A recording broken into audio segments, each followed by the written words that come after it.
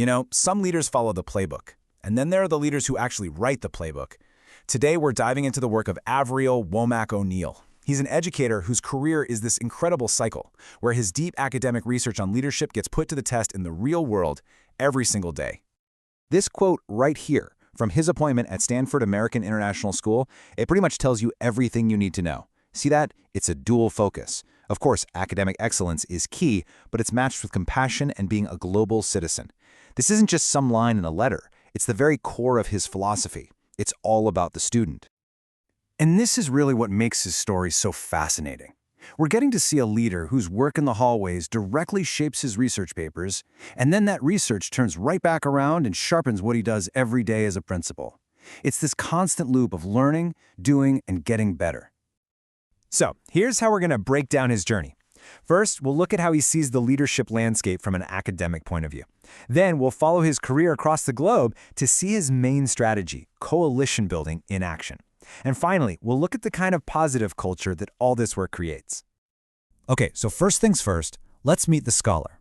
To really get the practitioner, you have to understand the kinds of complex problems he's dedicated his research to solving. This is the why behind everything he does. This question from his doctoral research is the heart of it all. This isn't just theory for theory's sake. He's tackling a very specific, often overlooked issue. How can leaders, particularly in certain cultural contexts, build powerful alliances to make their schools better for everyone? The academic idea he works with is called contextual leadership theory. Now that might sound complicated, but it's actually pretty simple. It just means that leadership isn't a one-size-fits-all jacket. What works for a leader in one school, in one country, could totally fall flat somewhere else. To be effective, you've got to adapt. And his research does not pull any punches about the real-world obstacles. We're not talking about minor hurdles here. These are deep, systemic challenges. I mean, just think about the sheer exhaustion of cultural taxation, that unpaid emotional work of constantly having to represent diversity, on top of an already demanding job. Understanding this context is absolutely crucial. So, if those are the problems, what's the solution? Well, his research points directly to this: building coalitions. And look at the words he uses: anchored in trust, care, and relational intelligence. This isn't just schmoozing or networking. It's a powerful, deliberate strategy for creating fairness and making the whole school succeed. Okay, now we get to see how all this research comes to life. Let's switch gears from the scholar to the practitioner and follow the journey that put these big ideas to the ultimate test. This timeline shows you a leader who is intentionally global. I mean, from Shanghai to LA to Singapore, he's put himself in these incredibly different cultural and educational systems. You could say his career path has been the real-world laboratory for his research. And the scale of his current job is just massive. We're talking about a school with over 3,000 students. And it's not just big, it's deeply complex, running multiple, really rigorous academic programs all at once. But trust me, the complexity doesn't stop there. Just look at these numbers. More than 75 different nationalities in the student body and over 30 on staff.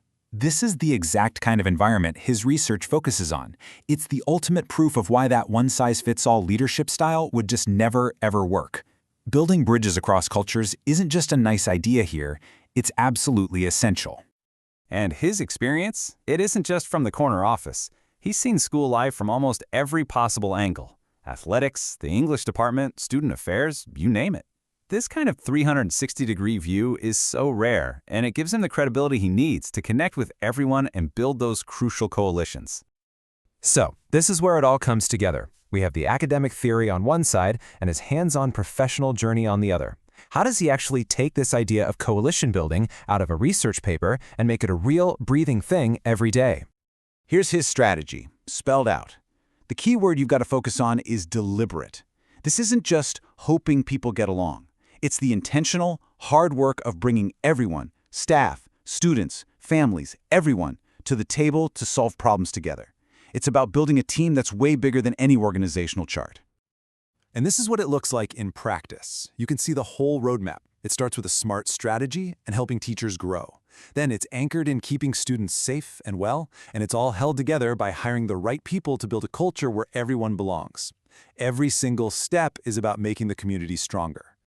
So here are the actual tools he uses to make it all happen. It's a mix of high-level strategy and really personal ground-level care. And notice AS tracking? That's an AI tool to help monitor student mental health. That tells you this is a leader using every resource available, from human connection to cutting-edge tech to support his students. So what's the end game? After all the research, the global experience, the coalition building, what does it actually create? Well, it builds a lasting, positive culture where every single student feels like they have a real shot to succeed.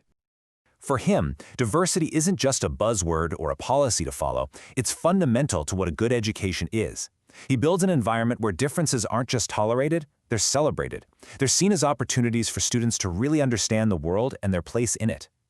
You can really visualize his journey of growing impact here. He starts out building foundational programs in Shanghai. Then he hones in on student development in the US, and now he's providing that big-picture, strategic leadership for an entire secondary school in Singapore. You see this clear, steady growth of skill, responsibility, and real achievement. And this is his message to his students. It's simple, it's powerful, and it gets right to the heart of his mission. It's a message of pure empowerment, built on this deep belief that it's his job, and the school's job, to give every kid the confidence to go out and build their own unique future. When you step back and look at the whole picture, Avreeayl Womack-O'Neil's career is just this perfect model of the scholar practitioner. His deep thinking guides his actions, and his real-world experience makes his thinking even richer. The end result? A purpose-driven leader creating school cultures where every student can truly thrive. And so, we're left with this question. His journey gives us one incredible answer. But it's a challenge for all of us, really, no matter what we do. It makes you think, how can we build alliances, bridge divides, and create those supportive environments that empower the next generation to not just dream big, but to go out there and make it happen?